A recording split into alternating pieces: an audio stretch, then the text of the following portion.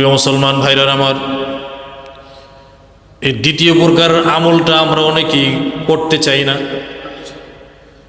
অনেক মানুষ আছে চিন্তা করে, আমি তো আল্লাহ তাআলা আমাকে নেক আমল করতে দুনিয়াতে পাঠিয়েছেন এটা তো বুঝছি, কিন্তু যে নেক আমলগুলো শুধু নিজের উপকার হবে ওই আমলগুলি বেশি করে।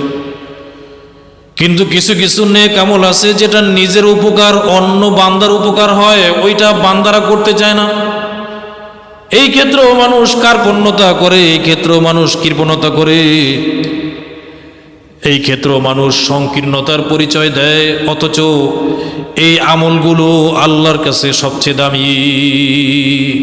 যে আমলটা নিজের উপকার হয়, অন্য বান্দার উপকার হয়, এই আমলটা আমাদের সমাজে খুব কম। কারণ আমরা সাধারণত পরোপকার